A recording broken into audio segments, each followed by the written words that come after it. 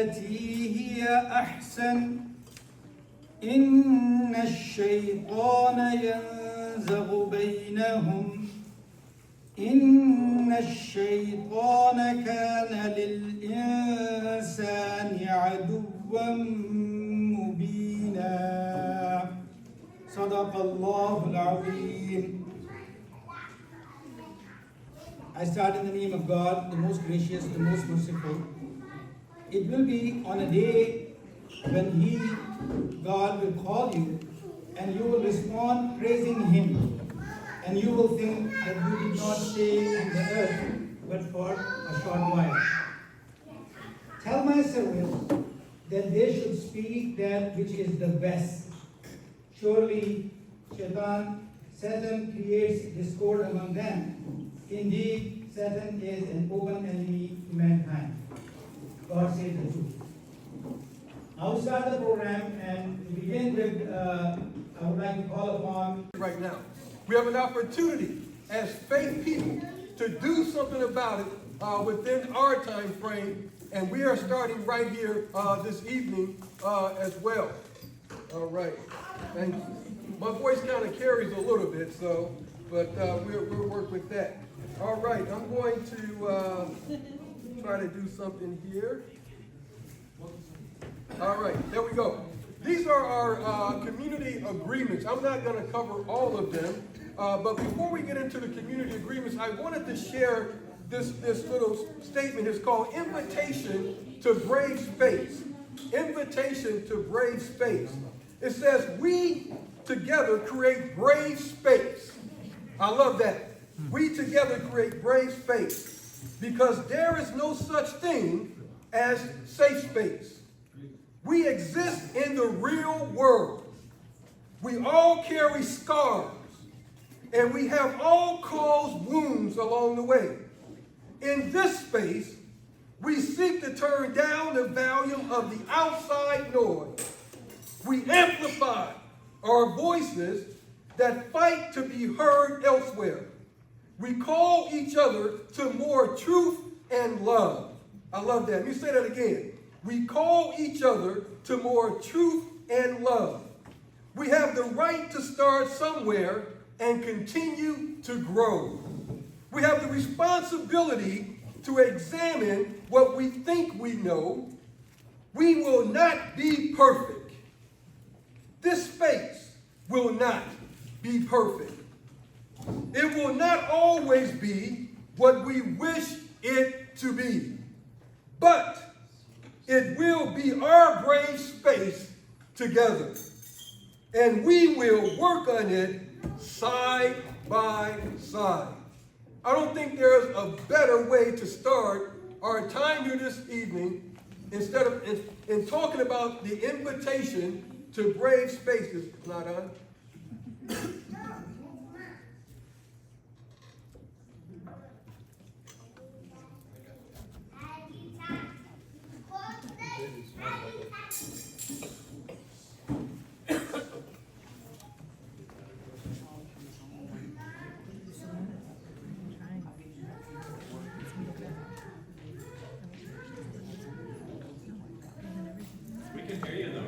You can hear me? You can hear me? Yeah. I'll keep going while they work on that. All right, so with our community agreements here this evening, let's just fire off a couple of these for us. The first one is we want to honor process. And what we mean by honoring process, we want to honor one another throughout what takes place here this evening. This is a process. We all came here together eager to learn, to grow, and to be stretched at the same time. So we want to honor process. You know, we also want to know that no one knows everything, but together we know a lot. Isn't that beautiful? That's number 3. All right? No one knows everything, but together we know a whole lot. There's a lot of wisdom and experience in this brave space that we have here this evening. At the same time, number 5 says we can't be articulate all the time. We work in rough draft. All right? Isn't that great? We can't be articulate all the time, but we work in rough draft. That means I love that. That connects with CPI. CPI stands for Continuous Process Improvement. Yeah, jot that down in your journals. CPI, Continuous Process, improvement. Now you're really going to hear my voice. Oh, wow. I'm going to bag that thing up a little bit. That is CPI in action. CPI in action. Yeah, continuous process improvement on the spot here, for sure. And then number 8 says, stories stay, but lessons leave. Stories stay, but lessons leave. That really connects us, friends, to an opportunity we're going to have for this evening to be as transparent and as vulnerable together. But when you're in a space like this, you want to make sure that the stories stay in this room, all right? Because there's a lot of confidentiality and people sharing from the deepest parts of their souls. But we want to make sure that the lessons leave, all right? We want to make sure that we're able to be advocates for change as we address this issue of toxic polarization. And then number 10 says, practice presence while honoring your needs. Practice presence while honoring your needs. We want to make sure that every single individual here this evening, voice is fully represented and being heard at the same time. That's really important. So as we dive into our workshop here this evening, I want to move to this next slide that talks about this issue of toxic polarization. Toxic polarization, you know what I just said? Toxic polarization is a spiritual crisis, and faith is the power to respond to it. You know, in my Christian tradition, at that point, I would ask those in the congregation to say, amen. All right? Amen. All right? That's the beauty of having interfaith, multi-faith engagement. We have an opportunity to share in each other's religious traditions in a very powerful way. But toxic polarization affects every human being. It doesn't matter if you're representing the Muslim community, the Christian community, the Latter-day Saints community. It doesn't matter. Toxic polarization affects every human being, no matter your racial, social, religious background. It affects every household. It affects every mosque. It affects every synagogue, every local church, every community, every household. But we have an opportunity here this evening as we look at this topic of how do we talk to our neighbors about this issue of toxic polarization. That's the beauty that we're going to experience here this evening. And so with that, I'm going to have my dear brother from another mother, Dr. Sasiki, come on up and move us into the next section.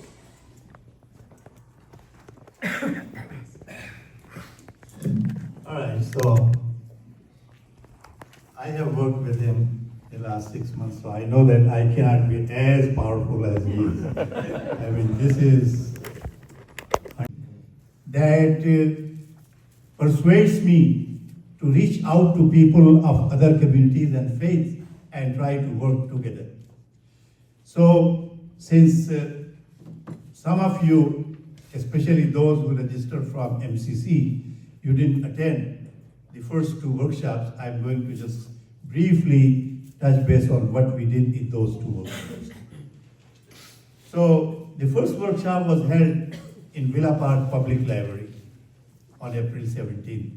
And there, it was a toxic polarization 101, some basic concepts, definitions.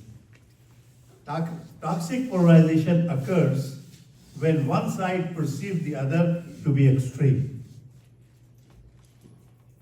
Collaboration becomes harder. Disagreements on issues is healthy in a democratic and pluralistic society. However, hating each other because of a disagreement is what is toxic polarization. We are human beings. God has given us intelligence, a thinking mind, so it is obvious that different people would think differently. And there will be disagreements. That's fine. But if disagreements lead us to make a judgment, no, you are wrong, And I will not be able to cooperate with you. That's what toxic polarization is. And without collaboration, without understanding each other, extreme voices then become louder, as it has become louder in our country now. You click on the TV and you hear those extreme voices. And people across divides are less willing to speak up against something that's going to destroy our society.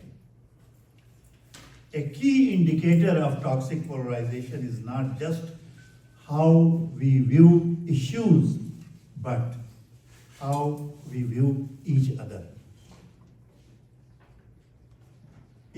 On issues, we may have different point of views, but based on those, if we put a label on people and distance ourselves from those people, then we cannot achieve our goal as faith communities.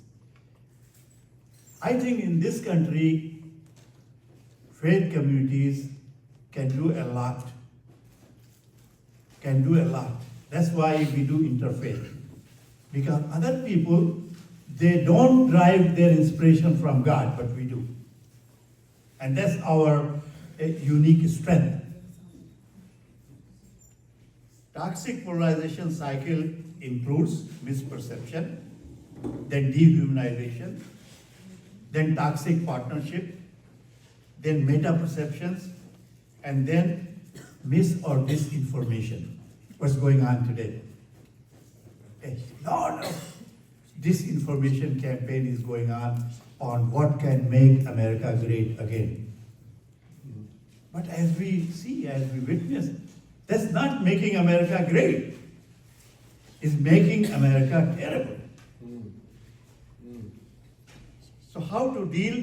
This was the concluding part of our first workshop. How to deal with toxic polarization? Expand our group. Seek out opportunities to get to know people who vote, think, and believe differently. We usually don't do that. Why should I talk to a person who has voted Republican or Democrat or this or that, who thinks this way or that way? Stand up for what is just and right. What is just and right. And listen, learn, and have patience. Verify news and check the accuracy of facts, especially in the age of artificial intelligence and in the lot of those platforms. And avoid most suspicions, as some suspicions are sinful. So, for Muslim folks, this is a verse from Quran in chapter 49 where God says that do not make a lot of suspicions, because suspicions are not based on factual knowledge, and some of those suspicions could be sinful. Then we had our second workshop on May 8th in Masjid Al-Huda in Chambord. And the theme was, after learning what toxic polarization is and how to deal with that, the intersection of peacemaking and polarization, confronting divisions within our own communities. I believe that we cannot do successful interfaith unless we are successful within our own faith community. And we had two very learned facilitators there. Sheikh Ibad Wali, he came from New Jersey. He's a senior advisor to One America movement. And Dr. Tanveer Azmat, one of the board members of WCMIR. In that workshop, participants were asked to think of one value from a verse in their respective scriptures that helps them personally stay grounded when things get tense or polarized. In every scripture there is a verse, there is a value through which we can stand firmly and not get frustrated and tense and lose hope that we can do anything. They were also asked to name a group that they belong to and what feels them included in that group. It's important that we balance our thoughts and our action by looking at negatives as well as positives. Because we live in a world, if we just say that, well, there are only negatives, then why we are standing here? In our world, there are positive things, there are negative things. It's up to us that how we inspire ourselves with the positive to make a strategy to deal with the negatives. And also, there is a need for an in-group moderate. In every group, there has to be somebody, or within the group, a smaller subset of people who act as moderate between this extreme and that extreme, between the liberals and the far rights. If moderates disappear, then there will be nothing but fight among these two extremes. And Quran also says that, and hold firmly to the rope of Allah altogether and do not become divided. So that's why there's a need for scripture. When you are losing hope, the scripture brings hope in you. When you are deciding that you're not going to do anything, just sit home and read the Bible or Quran, then the Bible and Quran tells you, no, you have been sent so that you go out and interact with people. And then we discuss that peacemakers, all of the people who are sitting here, you are the peacemakers. Whether you realize it or not, but you are the peacemaker. How you assume that role, that's what we are going to discuss in this workshop. How to talk to our neighbors. Thank you, that's very powerful. Friends, one quick note here as well. We just want to let you know that the Google deal is down. Traditionally, we have a pre-survey that we ask everyone to do. I think some of you may have tried to submit that, but it's not submitting. So Google is down, so we're hoping that by the conclusion of our workshop here this evening, it will be back up and functioning, and at least we can try to get the post survey in as well. So just wanted to make you aware of that, and our apologies on behalf of Google. I have no stock in Google. No stock in Google. All right, so how to talk to your neighbor. All of us have neighbors, right? Yep. And in many of our neighborhoods, we have some neighbors that literally are in the category what we like to say abiding neighbors. They're living by the book. They're doing all of the right things. They have amazing offsprings. They're cutting their grass. They're making sure that the snow is removed in the wintertime. They're keeping the music down. All of those things, it's just, everybody's just abiding, just loving up on one another at the same time. But in many of our neighborhoods and many of our communities, there are some individuals, households that have a little chip on their shoulder. And they might be in the category of disgruntled.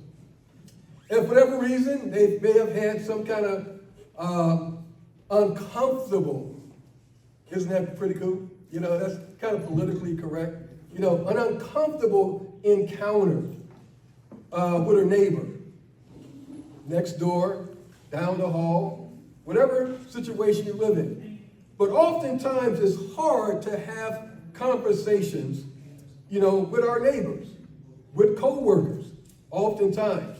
And so this evening we want to go a little bit deeper into the process of what does it mean to talk to your neighbor about this issue of toxic polarization that affects every human being.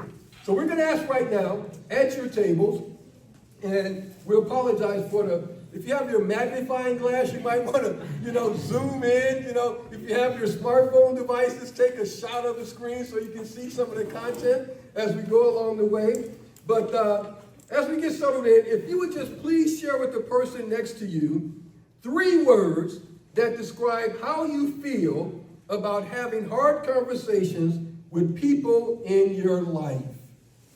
Okay? 3 words. 3 words that describe how hard it is having conversations with people in your life. You're in the conversation with your neighbor right now. 3 words. Go ahead. Let the conversation begin.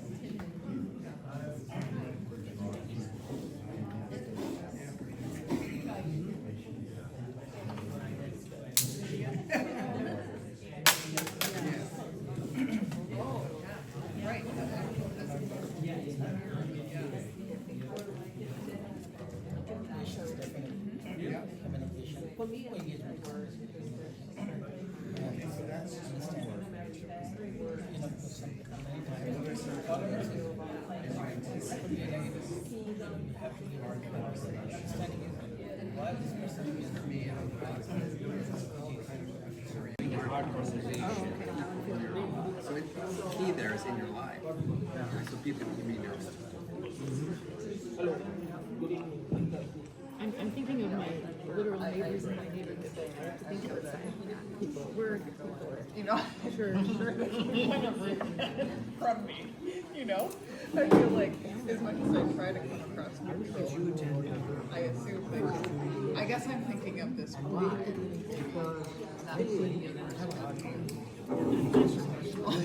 Not you know, like, I don't know, like if I'm having this internal dialogue ahead of time, I'm sure it plays out in how I come across, you know? If I already have thoughts, maybe a little bit of like when I'm, you know, thinking about whatever they're doing, whatever they're talking about, you know, like I'm sure it comes out in some way in how I'm trying to use it.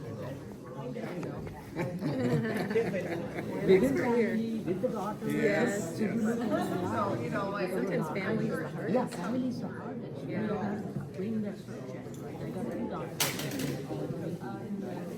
Many times I don't like to. I want to be here maybe.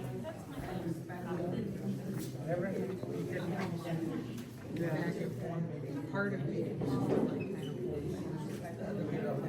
So that you don't dive in. I don't project. A couple more minutes.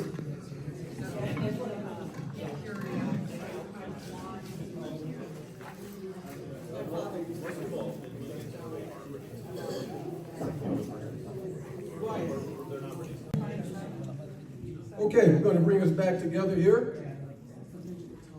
So, based upon your conversation with your neighbor, just a couple of volunteers. What are some of the words that surfaced in your discussion with your neighbor that makes conversations hard? What were some of the words that jumped out with your neighbor? Anyone, volunteers. Don't be shy. What was that? What's the question? What's your question? Yeah, what were some of the words that were shared with your neighbor in regards to why conversations are so hard? I asked for 3 words, okay? We agreed on the word apprehensive. Apprehensive. Yep. Okay. Misunderstanding. Yes. Someone else. Hesitation. Hesitation. Yes, exactly. What else? What else jumped out at your tables? Yes, sir. Some neighbors are hard to deal with, talk to. They're hard to deal with. Difficult. I said in my internal dialogue, I feel morally superior. Morally superior. Yeah. As a couple more. Fear element. Fear. Fear element. Don't know what response would be. You know, when we go, we call, knock at the door, and they call 911. Yeah. So fear. Yeah. Just you know, when that's a real issue. You know, in terms of how people respond. You know, fear and intimidation. You know, fear and intimidation is another. Yes. Say timing. Because when you're having a conversation with your neighbor, it's not always the appropriate time for the conversation that's happening. Yes. Yes. Timing could be everything. The situation, the environment that you're in, the topic per se that you're trying to have conversation around as well can be extremely, extremely difficult. Misleading, misinterpreting, all right? Misinformation, we talk a lot about that, in the area of toxic polarization, which leads to misunderstandings on a regular basis. So friends, why is it so hard to have these conversations? The reality is we are wired to do what? To protect ourselves. That's the reality. We are wired to protect ourselves. There are reasons that we behave the way that we do as human beings. And the reason why we interact with our own group and different groups the way that we do. Okay? It's always interesting because as an African American male, there's something known as walking while black. So there's these misconceptions automatically because I'm an African American male that I'm intimidating, all right? I'm a gangster, all right? I'm a druggie. All of these negative connotations because of the pigmentation of my skin. And it's not until I give them the Alvin smile, then all bets are off. And then I don't fit that stereotype, at that time. And so, all of us have these issues that we have to wrestle with no matter who you are, black, white, yellow, or green, all right? There's these misnomers that go with how people engage us and how they view us from their perspective. And in many situations, you're judged without even saying a word. And that's unfortunate. And those that are representing, the European community as well, you've been targeted over and over again in terms of privilege. All right? That's a reality. And so how do you practice that? How do you deal with that? How do you engage with that? So these are reality points for us to think about. We act and respond differently because we're not actually as in control of our actions and reactions as we think we are during these moments. We're not as in control as we think we are. When we enter these conversations, we think, we are more in control, but in reality, it is like literally riding an elephant. If you're riding an elephant, who is in control of that journey? Anybody ever been on an elephant before? Huh? Yeah. Anybody ever been on a camel before? Yeah. The first time I was on a camel, it was an experience for a brother from the neighborhood. I grew up in the Cabrini Green housing projects, the furthest thing away from a camel. And here I am out, in a different part of the world and have an opportunity to get up on a camel. And I thought it was a life-threatening experience. I was like, how can you even ask a brother to get on a camel, to begin with? And the cool thing about it is camels are smooth. They lay there and they allow you to actually get up on them. And then when they start to rise up, Great America ain't got nothing on the camel. It's a totally different uplift like I've never seen before in my life. You're over here and you're over here. It is an experience of a lifetime. But you're reminded in that moment that what? You're not in control. You're not in control. And the psychologist Jonathan Haidt, he introduced this analogy for thinking about our behavior change. Haidt argues that we have two sides, an emotional side, the elephant, and an analytical and rational side, like the rider. Okay, you get that? So the emotional side and the analytical side. Haidt's analogy has it that the rider is rational and can therefore see a path ahead while underneath him. The elephant provides the power for the journey. However, the elephant is irrational and driven by emotion and instinct. Balanced on top of the elephant, the rider holds the reins. You get that image?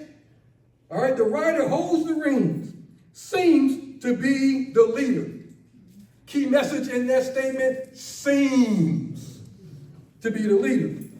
But the rider's control is precarious because the rider is so small relative to the elephant. Anytime a 6-ton elephant and the rider disagree about which direction to go, the rider is going to lose every single time. He or she will be completely what? Just overmatched. There's no way a human being can tackle an elephant. So like the elephant, your brain is trying to take you in a direction you don't want to go during these difficult conversations.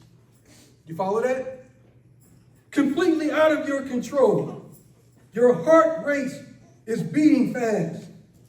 Your face begins to flush. Your blood pressure begins to rise. Your palms begin to sweat because you're not in control.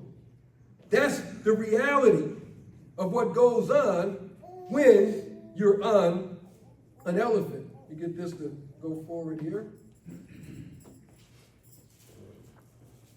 So as you think about that, keep that vision, that image in your mind, that we're not as in control as we think when we're having these difficult conversations.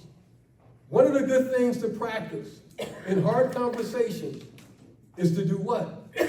Listen well. Slow to speak, but listen well. And as you're listening, begin to jot some questions in your mind and follow it up with, why is that the case? What happens in those moments, that drops the defensive side of those that you're having difficult conversations with, because they realize that you are listening to them. We're going to transition into something that is called sacred values. I'm going to have Dr. Taziki come forward and take us there.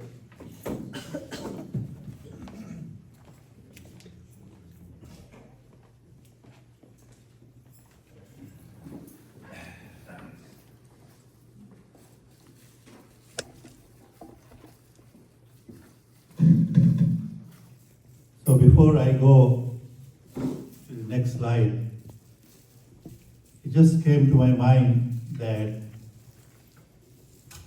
about, you can say 50 years ago, half a century ago, when I was just a freshman at the college, I had the privilege of meeting with the national president of the most anti-Muslim organization in India, which has now become the ruling party in India. So I asked him, can I tell you what are the 10 most pressing issues for Muslims? And he said, yeah, go ahead. And I listed all those 10 issues. And that's what the question that he asked me. On what issues are you willing to compromise? Because if I would have answered, no, all of those 10 issues are of such high priority that I cannot, then that was the end of our conversation. And that often happens when we talk to our neighbors. If we always think that the other guy has to compromise, not me, then that's the end of the conversation. So, what makes us think that we cannot compromise? Those are the sacred values that we derive from our scriptures. And we assume the role of the protector of those values. Yeah. And we forget that not we, but God is the protector of those values. We have been given the assignment to act upon those values. Whether they are protected or not, leave that to God. That doesn't happen. That doesn't happen. You may have listened to speeches of great priests or the learned Muslim scholars, and they say that, well, time has now come that we have to protect Islam or we have to protect Christianity. At that moment, they forget. And we forget that we don't have the power to protect our religions. It's God who can protect. And if we convince ourselves on that point, our tension will go halfway down. Like we are looking at the thermometer, the temperature is 103. If we think that the temperature will become 97 normal. So how can we do that? Give some space and time to answer. It's not necessary that every question that is thrown at you, you answer right away, showing that you know the answer. When I was young, I attended a youth training camp. And the first speaker who came, he said that, I have answered to all of your questions. So don't hesitate to ask. And at that point, I thought that I may have come to the wrong camp. Because this guy, he claims to have answer of all of the questions without even knowing the questions. And since then, I have experienced that moment a lot of times. So, in talking to our neighbors, the point that we are discussing are not abstract points. These are the real points. If we haven't practiced that, we should practice those. Give space and time to answer. Respect if your partner doesn't want to answer. You have a question, and the other guy doesn't want to answer, and you are throwing punches on that. Oh, okay, you are God now. Oh, I have now defeated that guy. You come back to your community and say, well, today I had a conversation and I have made him speechless. I take pride in that, making the other guy speechless. If that is the attitude, then we cannot walk together as people of faith. Then there is no interfaith. Then there is end of interfaith. And then, if it becomes difficult, take a deep breath. Close your eyes. And consider which of your sacred values feel threatened. And seek from God some help. Because as a Muslim, and I don't have a Christian experience because I am not a Christian, but as I tell you this, you can think about your own experience. As a Muslim, I always feel that if I do not allow God to guide me through every moment of our life, I cannot exist in this world as a true Muslim.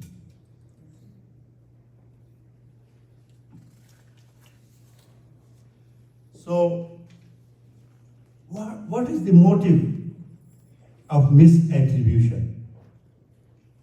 Thinking that I always act out of love, and thinking that he or she always act out of hate. That also ends the conversation. If I always act out of love and you always act out of hate, then where is the middle ground that we can find to walk together? And these are the things, my friends, whether you are a Muslim or a Christian or a Buddhist or a Baha'i in this audience, you may have experienced. You may have experienced. We don't have to run away from those experiences. Those are the real experiences that hinder our move together.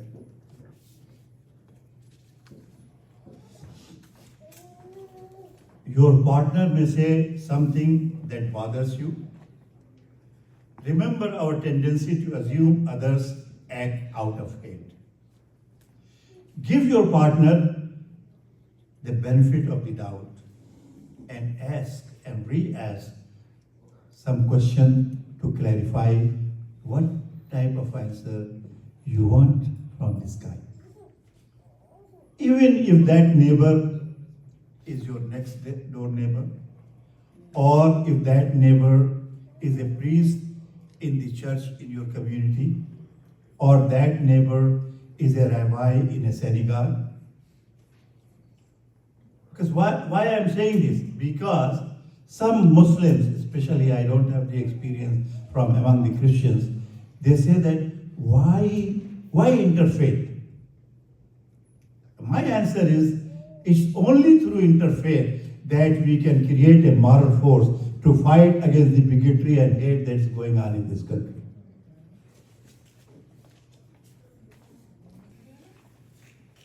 Let me ask you a question. How many of you love to drive? It all depends, right? Yeah, it all depends. Some of us love to drive. Some of us, it's uncomfortable to drive. And as Dr. Siddiqui talked about, this whole notion of some individuals act out of hate, some act out of love, and those kind of things as well. So, think about something for a second. How many of you have ever had to deal with a tailgater? Probably the majority of you that are in this space here this evening. And your initial reaction with a tailgater is what? You may slow down, okay? You may look in the rearview mirror and you have a different expression on your face, okay? You may have seen others that have wrestled with tailgaters as they kind of pass them by and may have shouted out a few inappropriate, words of joy and pleasantries, all right? You may have even seen a few birds flying around along the way. But the reality is, oftentimes we're not sure why that individual is a tailgater. Oftentimes we're not sure. Now, that's how you look at this issue of misattribution. Now, given that driver the benefit of the doubt, there could have been an emergency that that person is wrestling with. That could have been someone in that vehicle that needed to be rushed to the hospital. All right? You never know what the emergency may have been with that tailgater. But automatically, we shift to a place of labeling them, of acting out of hate. Because we just don't know. That is called prejudging. You just don't know. Now, place yourself in that same situation without someone else knowing your issue. How does it feel to have that label of hate placed upon you? So that's why we have to pause and think for a moment about the situation and environment around us. Sometimes that prejudging is not merited at all.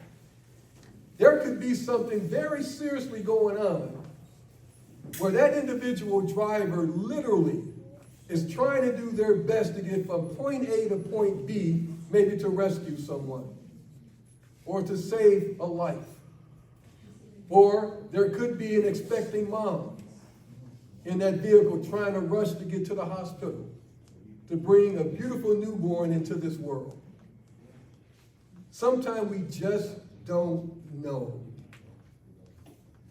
So as we're thinking about this issue of engaging others, I think it's important for us to always pause and suspend judgment. Many of us don't have that luxury. Judgment is placed upon us even as we just show up. It's just given. But if we put ourselves in that situation, all of a sudden, it's a different story we want others to tell. Am I correct in that? Amen. It's a different story that we want others to tell along those lines. So, when your deepest convictions are challenged by contradictory evidence, your beliefs get stronger and stronger and stronger. In difficult conversations with people who disagree with you, one thing that we see over and over and over again is that ultimately facts don't change our minds. Did you hear that? Facts don't change our mind, or at least not on their own, contrary to what we believe. So think back to a time when you received harsh feedback from a boss or from a spouse or from a parent. What was your reaction? If you were like me, then it's this immediate getting tense and defensive, right?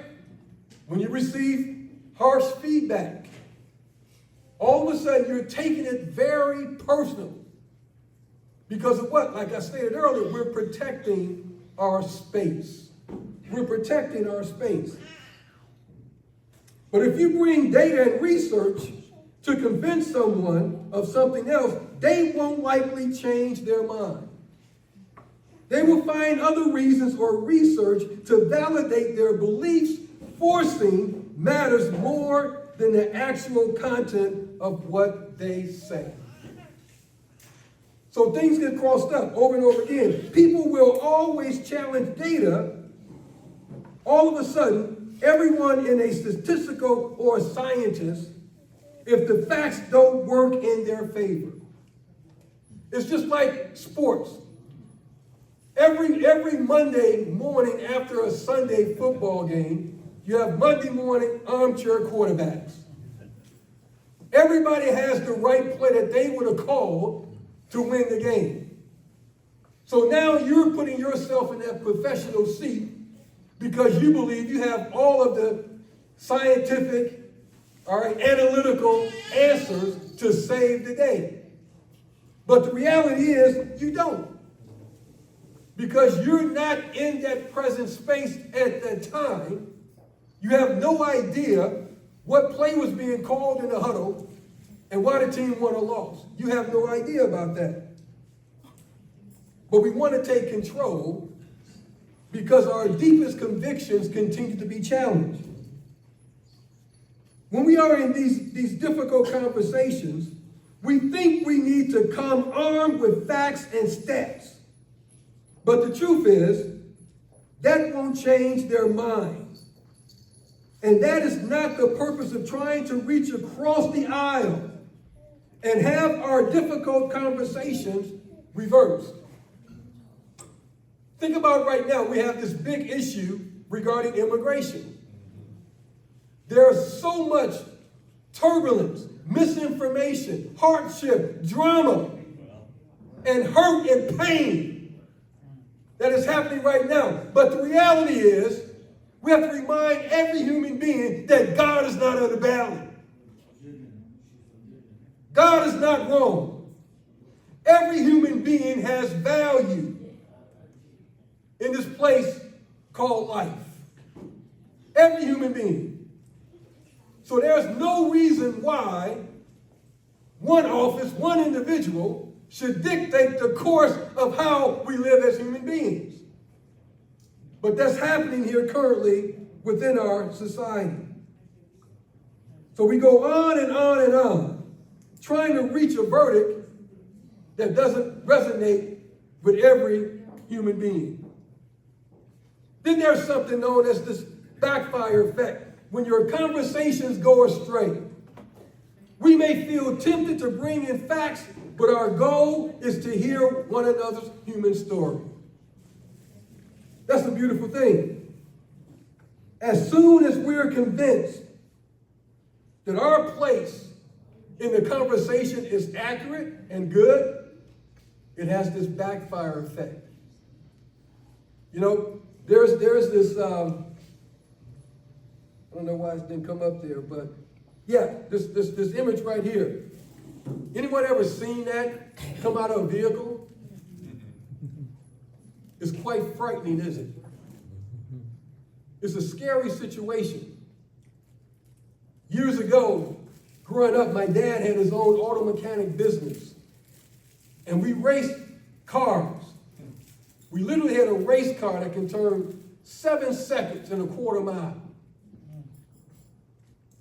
And we would race in Union Groves in Wisconsin, US 30 dragway. We would win a lot of trophies and a lot of money. But it was frightening if you're there in the dragway and you watch these sparks come flying out of the vehicle.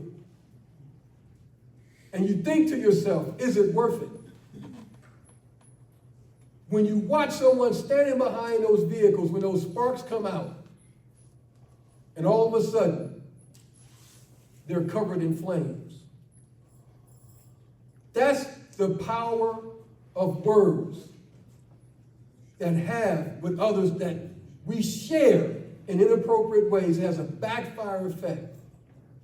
And we burn others that leave scars that's hard to get removed because of the pain that we have caused to others because of the words that flow directly out of our mouths. That's not a pretty picture, is it? Some of you may have seen an image of that when someone's body is on fire. That's how painful words can be. That's why it's important that we must learn the appropriate posture and appropriate habits in how we communicate with one another. So we want to transition into this section. How do you understand others? How do you understand others? By listening across difference.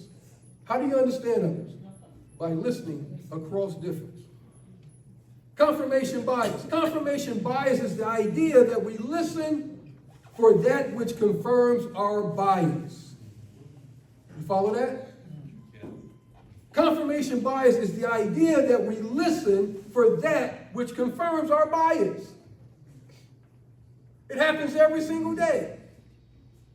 When we perceive that someone is like us or a friend, we listen to them as if we were saying the words ourselves. Because we want what? Validation. We want validation with our biases.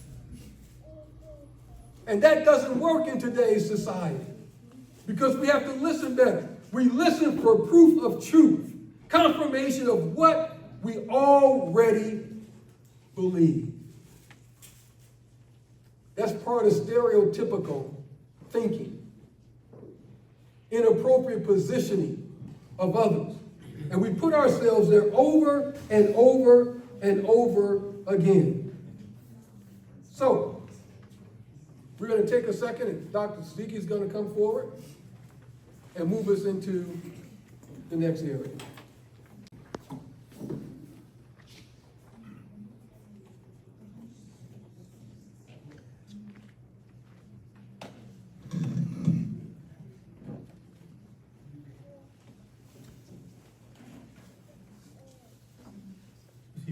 Our time is limited, and the topic is such that it's the concluding workshop, so there's a lot of material. So that's why I ask that you take a second and think about a recent conversation you had across differences. Most of the time we have conversations with people who have the same view as we have. But think about a recent conversation if that has happened across differences. How did you listen? Did you listen at all? What that listening brought to you? Did it aggravate you? Did it annoy you? Did it frustrate you? Or did it give you a hope to develop a strategy to work with that person or with that group? Whatever answer you come on this question, on this issue, that will determine the pathway that you will take in talking to your neighbors. And our definition of neighbors is pretty wide. We will come to that after a few minutes. So, when does learning occur? Generally, people approach disagreements hoping to persuade the other side. However, it's more helpful to adopt the goal of learning and to assume that our partners share that goal. This assumption may always not come true, but this at least helps to continue with the conversation. Now, in the next 2-3 slides, there are some comparison charts.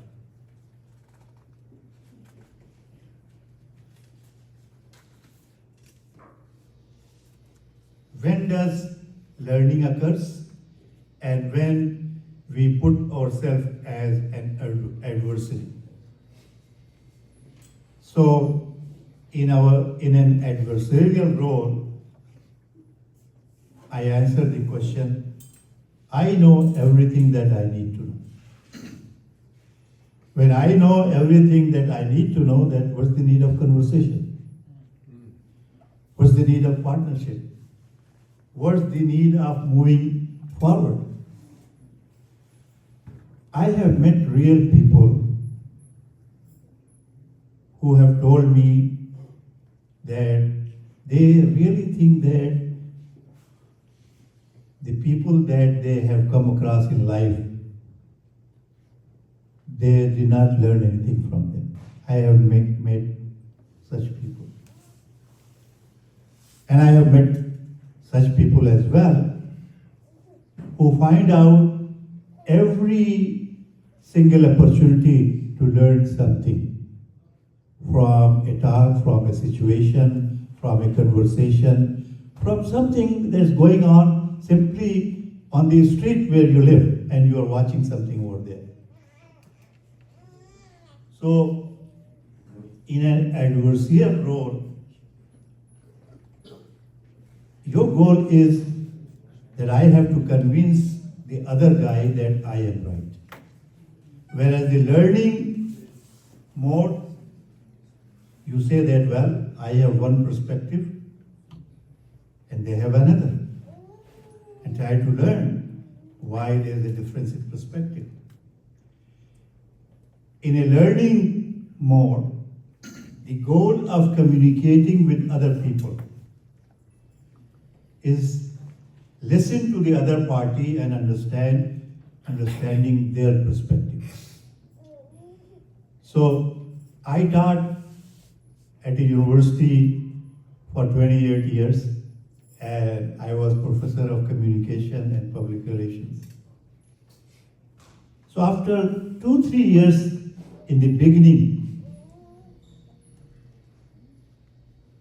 I thought that, well, why don't I treat these students as my learning associates? Even though they come, they enroll in the class to learn, but is it not possible that I may also learn from them? And the rest 24 years, I was in that mode. And believe me, I have learned a lot from those students.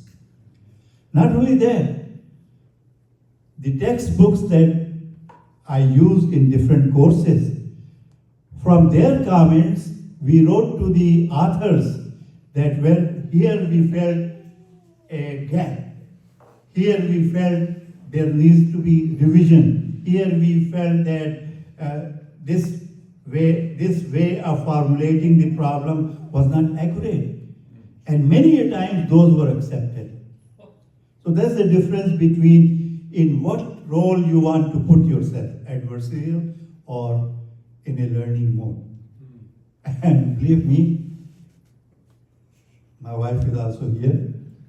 In your spousal relationship, what role you want to place yourself, adversarial or learning?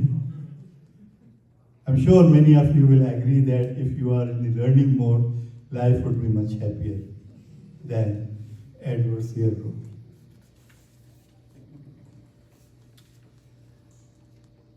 What is their intent if you are in adversarial mode? You think about what is their intent. You don't think about what is your intent. And then you jump onto the answer also. I know what their intentions are. I know what their motives are. And what's your communication goal there? Show how their actions were wrong and the negative impact of their actions. And the negative impact of their actions. I experienced this in my mosque sometimes. When people take the pulpit and they give a sermon, they are completely in this mode, as if these 600 people who are sitting, they are their adversary. And this guy knows each one of them what their thinking is. And then people who are sitting with me as listeners, they wonder from where this guy has all these weird ideas that we don't know anything. When you are in a learning mode, you say that I know the impact of their actions, but I don't know their motives. I will not jump on making a judgment about their motives. And then the communication goal is going to be, let them know the impact of their actions, find out what they were thinking, and find out what impact you may be having on them. After this workshop will conclude, we will try to put the recordings of all the 3 workshops on YouTube and share with everybody who has attended our 3 workshops, all 3 links. Because I think that we are not doing this exercise just for the sake of having an interfaith meeting. Yes. Yeah. We feel this is a real issue, and if you have come on a Thursday evening, we assume that you are really keenly interested in dealing with this issue.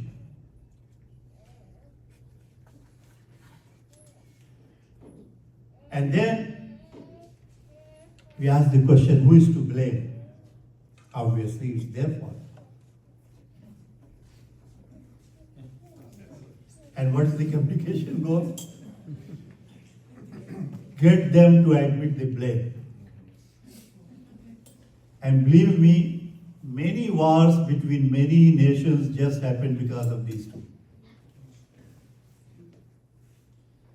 Just recently, India and Pakistan, they fought for 4 days.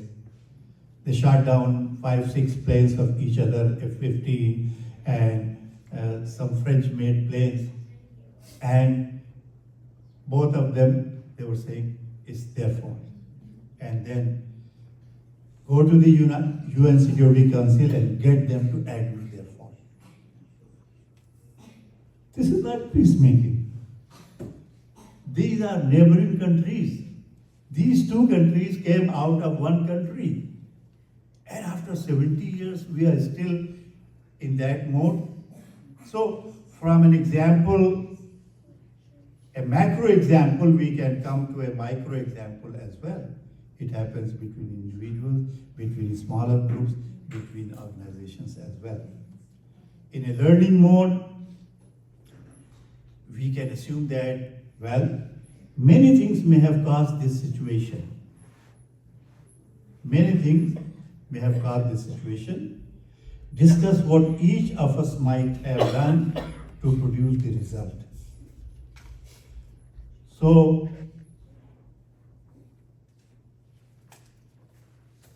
I mean, perhaps this is too much an asking, but I dare to ask. You don't have to share it with anyone, but in general, what's your personality profile? This side or that side? Thank you.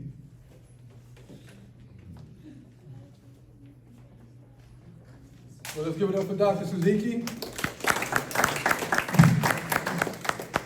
We got about 5 minutes or so before we break for prayer. On the side screen here, there's some key questions. When you look at this adversarial and learning posture, these are the habits I talked about earlier. How do we move to places of having healthy habits around having difficult conversations? Does that sound good? Healthy habits around difficult conversations. That's just going to heighten our community of growth and loving up on each other even better if we practice healthy habits along the way. So, Dr. Suzuki outlined this adversarial position and the learning posture and so forth. And just as it says on the screen, which approach do you feel tends to use, which approach do you tend to use when you engage others around difficult conversations? Which approach? You know, I'm just going to ask you to just kind of hold that internally right now for a second. Okay? Just pause for a moment and think about some of your past conversations. Which habit, which posture have you practiced on a regular basis? Now, if we're honest with each other, I believe we are. We're here in the mosque. We're going to be honest with each other. Okay? This is holy ground that we're on. Amen? All right. If we're honest with each other, we're probably batting 50%. 50-50. If we're honest with each other. You know? Some of us may be a 70-30. Okay? 60-40. But we haven't been batting 100% on the learning side. We just haven't. Human nature doesn't allow you to. No matter how good you are as a faith person, it doesn't matter. You're probably batting 50-50. So what does that mean, friends? We have some growing to do in our posture together. That's going to create a more loving, healing, and healthier world for us to live in. But that starts with honest communication. That starts with being honest with ourselves. There was a book that was written years ago by this pastor that was labeled, you know, being the first one to walk across the room. We should be the first ones to walk across the room to people who are different than us and share with them that they have value. And I'm grateful to share this space with them. That would eliminate a whole lot of difficult conversations. So too it says, if you had used an adversarial approach, how do you feel when the conversation ends? Reflect back in your own moment when you had one of these adversarial conversations. How did you feel at the end of that conversation, if we're honest with ourselves? We probably didn't feel good about our actions. We didn't feel good about our posture. We didn't feel good about the words that flowed from our beautiful lips. Michael Jackson made this song years ago. I'm just going to rephrase it, The Person in the Mirror. We probably looked at that person in the mirror and we were disappointed because we took that adversarial posture. Because we know we can do better. Because we're called by God to do better. We're called by God to be peacemakers in the world. So that our lights can shine bright on the hill. Not to cause dismay and frustration and hardship. We were probably not pleased with ourselves. But when we took that learning posture, we were smiling, we're celebrating, we're high-fiving ourselves in the mirror, say, yeah, I showed up the right way. We probably patted ourselves on the back a little bit, kicked our heels, because we know we did it right. And our internal meters felt good about that moment. We want more of those kind of moments in our society, in our interfaith relations. We want to break down those barriers, those walls, those words of hostility and hate, and be an uplifting people that represent God. Because that's what God is calling us to. So 4 says, how can we move yourself away from adversarial approach and towards the learning approach when difficult conversations arise? The best way to do that, friends, is to enter into those spaces in prayer. And allow the Holy Spirit to speak through you in a very powerful way. I love when that happens. I think back on many moments I've had across the divides. They were not always pretty. But to pause and to think for a moment, what would Allah, what would God do in this moment? And I need to be a representative, a full representative of Him. I think that is the perfect place to pause, for us to be still and transition to a time of prayer.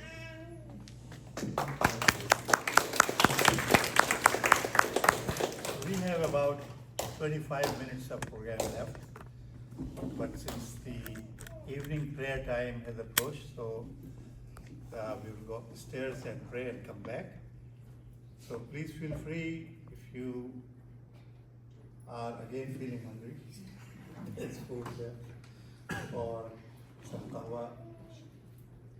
Enjoy yourself, go to other table, talk to other people, and we'll be back.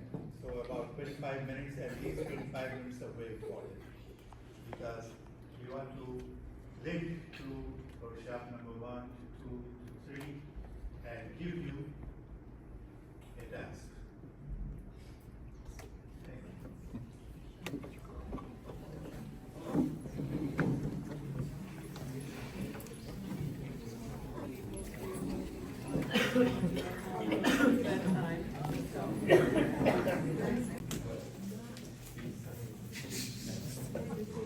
All right, I know we have a few more slides we're going to get through here tonight to conclude our time. And I want to thank all of you again for a few extra minutes here as well.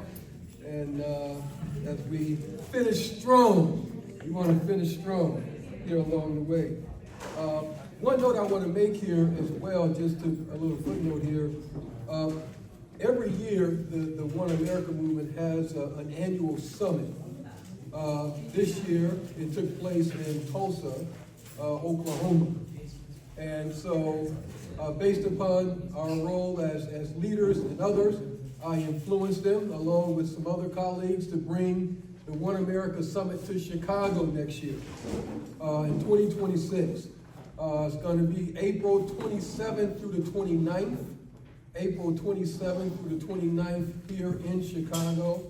It's either going to be at the McCormick Place or the Renaissance right on Wacker Drive there, right in the heart, right by the river, and so forth. But we want to make sure that all of you are invited to be a part of the One America Movement Summit here in Chicago in 2026, April 27th through the 29th. But a lot of more information will be forthcoming before that time. So I just wanted to put that little tickler out there so you can just kind of pencil that into your schedules at the same time. All right, let's finish strong here. Let's take a look at how can we resist toxic polarization. So we've looked at this whole issue of peacemaking and polarization, and how do you talk to your neighbor about these issues, and looking at the science of polarization and all of the above. But now we want to finish strong and say, how can we resist toxic polarization? So there's 4 areas we want to cover here as we close. Alliance to God, lifestyle of diversity, and pursuit of truth, and then heart of peace. So the first one says, alliance to God. We must be loyal to God and his kingdom than any other earthly group. We should all be clapping for that right now. You know, that our allegiance is to God. Not to man, not to woman, not to institution, but to God. That's where our ultimate allegiance should lie. And we must be more loyal to God than any other being on the planet. It's just that simple. I think if we get that right, all of our lives can be better. If we get that right. We maintain that allegiance and loyalty to God and allow God to create our footsteps along the way. And our journey will be crystal clear because of that. See, I learned years ago that man or woman will fail you. Can I get a witness on that? Man or woman will fail you more times than not. They will disappoint you. But I heard this years ago by some of the golden agers that says something like this: we have an on-time God. Yes, we do. He may not come when you need him, but he's always on time. And if you keep living long enough, you would experience it day by day. He may not come when you need him, but he's always on time. We serve an on-time God. Wave your hand if you believe that. Wave your hand if you believe that. Wave it like you mean it, that we serve an on-time God. So therefore, our allegiance will remain within him. This is a spiritual crisis, friends. This issue of polarization. But our faith is the response, the redeeming response to humanity to address it. So that's number 1, our allegiance to God. I love this second one. Lifestyle of diversity. Jesus did not practice segregation. Come on now. Jesus did not practice segregation. Following in his footsteps, we should step outside our familiar bubbles and live life with people outside of our tribe. Amen. You hear that? We must step outside of our little bubbles and live with people in other tribes, in other cultures, other communities along the way. We can't put this interfaith connection in a box. We got to continue to enlarge the tent where everybody's welcome. Black, white, yellow, green, blue, it doesn't matter, but everybody's welcome. All of God's children can play in the sandbox together. That's the beauty. But we must live this lifestyle of diversity along the way. See, it's not just about those that are Latinx. It's not just about those that are white. It's not just about those that are brown. It's a lifestyle of diversity. You know, that reminds me, you know, years ago I served at Willow Creek Community Church for 15 years. And when I joined that church staff, I was the only person of color on the entire church staff team. Church of over 16,000 at the time. When I transitioned, it was a church of 25,000. In the early days, if I got separated from my family, I could spot them very easily. And through the work of the Holy Spirit, we re-engineered the overall tapestry of that church. And it was a commitment by the entire leadership corps to bring more flavor into the house of God. And it became more harder for me to spot out my family in the audience. But it was the commitment of leadership that put a bold challenge in front of the entire congregation. And he said that Willow Creek Community Church will become a more multicultural, multi-ethnic congregation. And if you cannot catch this vision, there's a church down the street that will love to have you. And friends, you know what happened? There was over 3,000 Creekers that voted with their feet, and it was a mass exodus from the church. This was right before a capital campaign to raise $100 million to build a new auditorium. That's bold and courageous leadership. That's the community that is really living a lifestyle of diversity. Well, many thought the pastor was crazy. How could you do that right before a capital campaign? Well, friends, you know what happened? The church blossomed and bloomed and grew threefold. Those that exited the church building. And so now the church became more flavorful. Yeah, more flavorful. And that goal of $100 million was reached and then some. And the first day that there was a worship service at Willow Creek Community Church in this new 10,000 seat auditorium, the building was paid in full. And there was 100% margin the first day of service. Faithfulness, bold, courageous leadership, living a lifestyle of diversity. So if there's not a church down the street that can have, bring them to your community. 3, pursuit of truth. Let us seek to remove our biases and blinders by seeing people not as how they are, being depicted, but as they actually are. See, the pursuit of truth. Let us seek to remove our biases and blinders by seeing people not as how they are, being depicted, but as they actually are. Their authentic selves, their unique cultural expressions, their identity, their racial, ethnic makeup, the authenticness of who they are. And not putting on this facade just to please somebody else. See, that was one of the concerns my peers had when I joined Willow Creek. Was I going to assimilate into this evangelical white congregation and lose my identity? Well, if that happened, friends, I would not have been any good to Willow. It would have been a wasted hire if I fully assimilated into that culture. But I remained true to my African Methodist Episcopal roots, and I continue to pray and shout the way that God raised me up within the church. You know what happened? Those sitting in the pews, they loved it. They couldn't wait for Reverend A-Train to get behind the microphone. Because there was a different spirit and uniqueness that was brought to that community.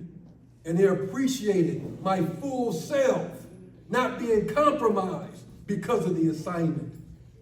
There's too many leaders that are compromised by their assignment and lose their identity and their moral consciousness once they are given that title and position of power and privilege. They lose themselves. They compromise what got them there in the first place. Let's not allow that to happen. And lastly, a heart of peace. There are two factors that contribute to the feelings of being threatened. There is the external threat, and there is the internal state of one's own heart. We do not have any control over what happens outside of us, but we can control our hearts. We can control our hearts. Our hearts, our minds, and our souls have such a powerful rippling effect around those in our circles of influence.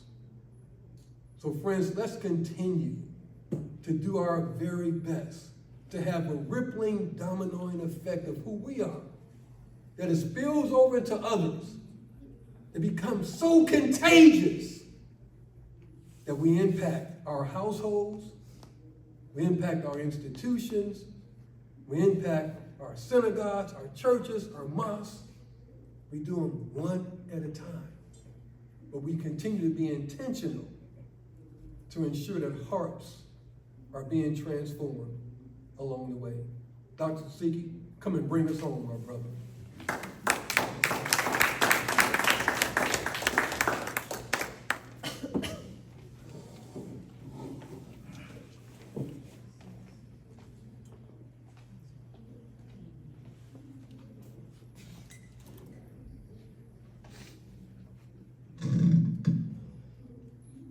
So in these few minutes that are left to our program, I was thinking about this third workshop for a long time and reflecting on the topic within the context of Quran and wondering, do Muslims really read Quran? Because what I found in Quran is very clear. This is one verse from chapter 4. It's very clear. Be kind to the neighbors who is your relative, and to the neighbor who is not your relative. And there are more than a dozen traditions of Prophet Muhammad about neighborly relationship. These are just three. That by God, he or she is not a believer whose neighbor is not safe from his or her harm. Then he is telling one of his companions, whose name was Abu Zar, "O Abu Zar, whenever you prepare a broth, add water to it and be mindful of your neighbor." Yes. Share it. And then he said that Angel Gabriel kept advising me about neighbors' rights until I thought God would make neighbors share in inheritance. So, I mean, if things are so crystal clear, then why? I went to, a few years ago, I was looking for a friend who was my colleague in the department, and I learned that he is not feeling well. So I took some food to share with him, and somehow he gave me the wrong address. So I was searching for his house. I thought that I am on the right street, but the number of the house. So I knocked on one door. He said, "I don't know where this guy lives." And I knocked on the other door. No answer came. And then I knocked on the third door and the same answer. I don't know where this guy lives. He was so sick, he was in the middle house. How it is possible that we live in a world and we call ourselves people of faith, and we don't even know that the next door neighbor is my neighbor and he's sick. I went back to the department. I asked my secretary, "Can you check the address that you gave me?" She wrote the address again, and I said, "Well, the first time you didn't give me the right address. So I went again, and it was the middle house that I knocked, and there was no. And then I knocked, and finally somebody came. He was very frail, very, very sick. And these neighbors were not even aware. So this is a real problem. I mean, we are not talking about outright, very intellectual conversation and dialogue. That will occur at some point later. We are talking about a relationship of love and kindness, of caring and sharing. And this is disappearing. I did not live for much of my life in US in a very urban setting. I was in a university town, which was in a rural area. And I know how those neighbors were. That when I used to go to conferences in winter, much senior than me, the professor across my street, he would come and clean my driveway. That was the type of relationship we had. And several of us, we are now retired, but we are still in relationship. We exchange greetings on Eid and Christmas and all of those things. So probably, I hope that today's concluding workshop will ignite in us some ideas, and those ideas will persuade us to some actions. Because believe me, it is frightening. The environment right now in our country is really frightening. It's frightening to us, and it's more frightening to our younger generation. My son, he must be in the demonstration downtown this evening. He was there yesterday as well. Because, I was born in India, but he was born here. My daughter was born here. So for them, this is the home. There is no back home. And when they see their home turning into something unconscionable, they are worried. They are worried about themselves. They are worried about their children. So I don't have a lot of expectation from other groups, but I am very hopeful about our interfaith partners, our interfaith groups. We have Michelle here. Michelle, just about 8 months ago, last year, around the same time, we met at a lunch, about 15, 20 people, and we talked about how can we work together on issues that impact everybody, that affect everybody. And then came an organization, Bridge, B-R-I-D-G. So I will not spell the full name because I am afraid I will forget some portion. But Bridge is working. Bridge is working. There are so many other organizations. And Reverend Gibbs will talk about next Thursday, about Juneteenth. So there are plenty of opportunity to cooperate, to work together. And believe me, interfaith does not dilute your faith. Sometimes we are afraid, if we do interfaith, we will lose part of our faith. It doesn't happen. I'm doing interfaith for the last 42 years. And if anything, my faith has become stronger and stronger. So I truly believe that we have to together create a moral force. And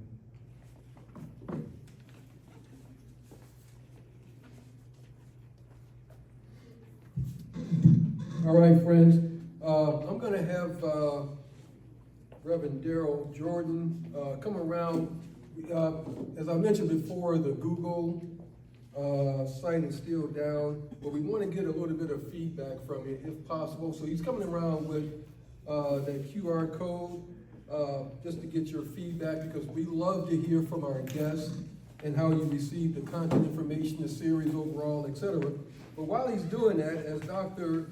Siddiqui mentioned, next Thursday we have what I think can be a public display of unity unlike any other, to represent the Chicagoland area.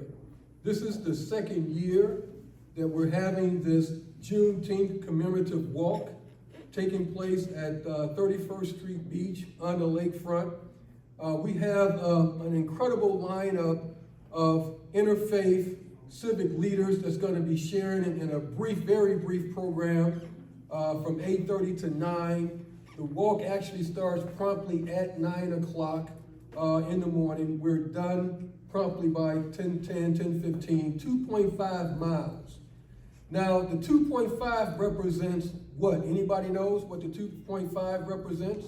Just want to kind of flow and test the audience here a little bit. Why do we have a 2.5 mile walk? What does it symbolize? The walk for their freedom. The walk for their freedom. Yeah. Okay. More?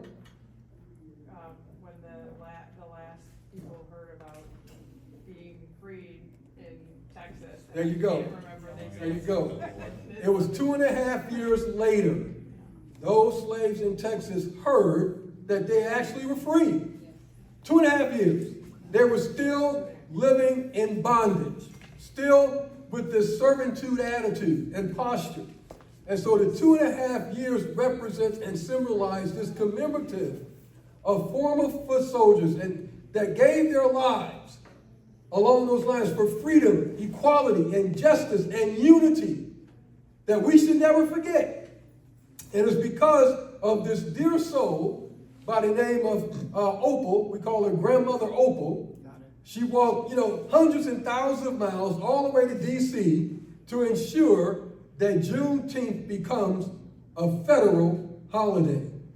And so we're dearly indebted to Grandmother Opal for her vision, her perseverance, in being bold and outstanding and courageous in more ways than one. So, and the cool thing about it, it's a federal holiday, so everybody should be off. If you work for a corporation or institution where you don't have it off, then let us know. We can come and start advocating and doing some very kind protesting outside the front door. But everybody should have this day off. And we would love to have you come and join us and participate so we can make a statement on an interfaith level that we're doing something unique and different in the city of Chicago and Chicagoland on Juneteenth. Don't just meet us there, but beat us there. All right, we have open registration that morning as well, starts at 7:30. We're looking at the mayor and others coming out to being a part of that. So please join us next Thursday, 31st Street Beach. We have first-class security as well. We want to make sure that everyone feels safe and comforted along those lines as well. So we have security there also. So now that last part of the program, some thank you notes. The last part in this workshop is a group picture. Those who have attended, you know that. So don't go away. So first of all, I want to thank my friend. Give him a big round of applause. Reverend Edwin Bibbs, the One America Movement, the Justice Journey Alliance, and his staff for providing us with this wonderful opportunity to do these 3 workshops together. We have learned a lot, and I'm sure our community has learned a lot. And this is the beginning of a relationship that I believe will continue. I was in Tulsa, Oklahoma at the One America Summit, and that was an incredible experience. in Tulsa, I understood what's the meaning of One America movement. It's not a very old movement, a very old organization, about 10 years, right? 7, actually. 7. But there, when I saw about 100 priests from the evangelical churches, white, African Americans, about 60-70 rabbis, Orthodox, extreme Orthodox, Reconstructionist, and all kinds, and about 40 Muslims, some very conservative imams, some very liberal, some in the middle. And the entire summit was very conversational. Even the plenary speakers, they spoke for 25 to 30 minutes. And in 25 to 30 minutes, they really moved people. So I thought that, well, it's an organization, a movement worth working with. I would also like to thank, on behalf of WCMIR, as well as the One America movement, the Muslim Community Center's Interfaith Committee, MCC Interfaith Committee, Sister Khawla Chaudhry, the chairperson of the organization, and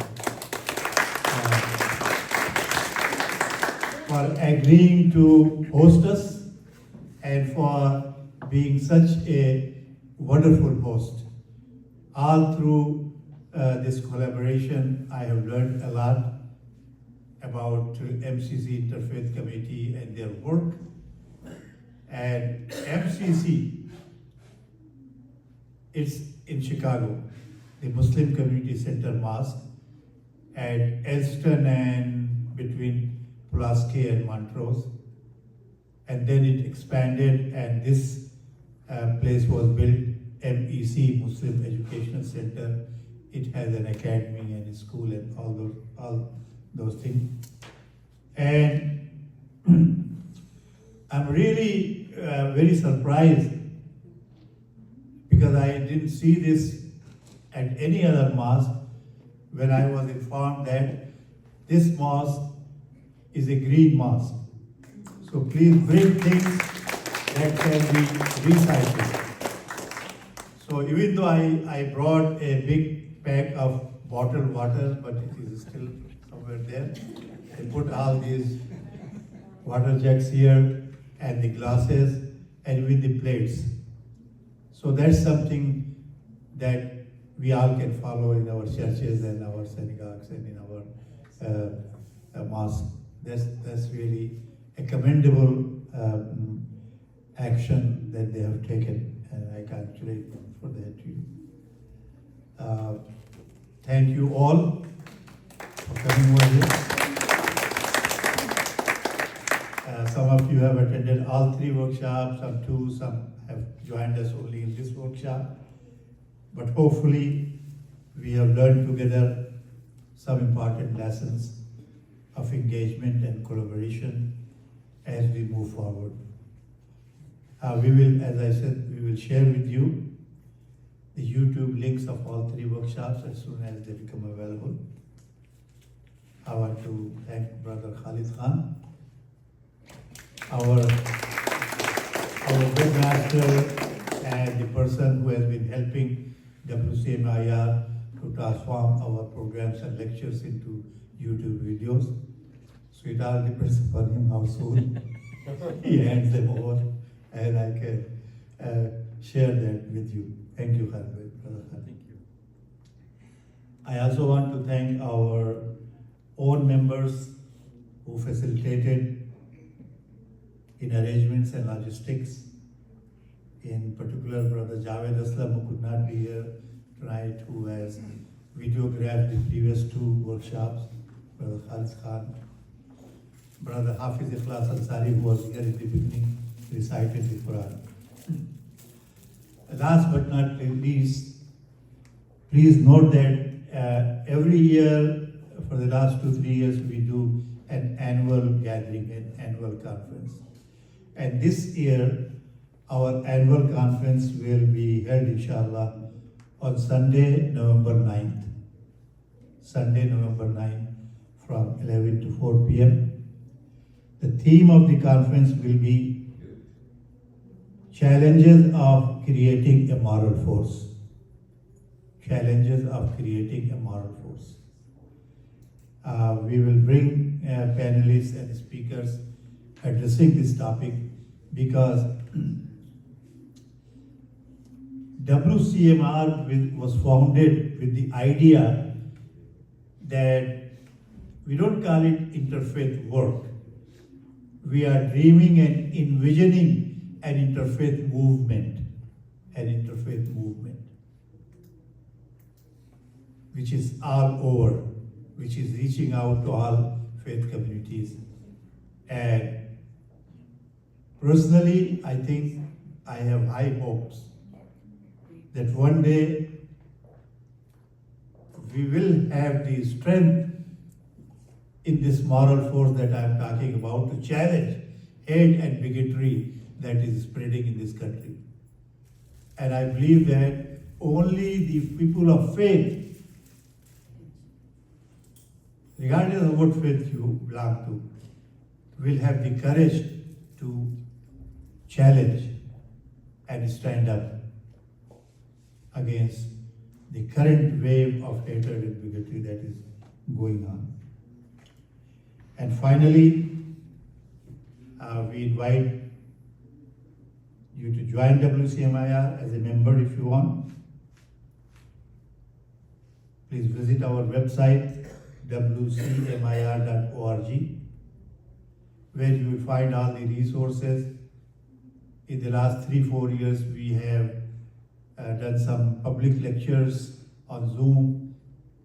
Those things under resources, you will find all those videos, YouTube links, some articles on interfaith. In fact, an entire book that has been written by a scholar of interfaith on how to do interfaith work. All those things are there. And thank you again for joining us this evening. So let's come forward.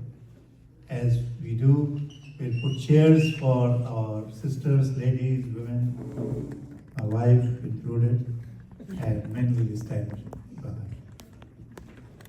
And then obviously we will leave. Thank you.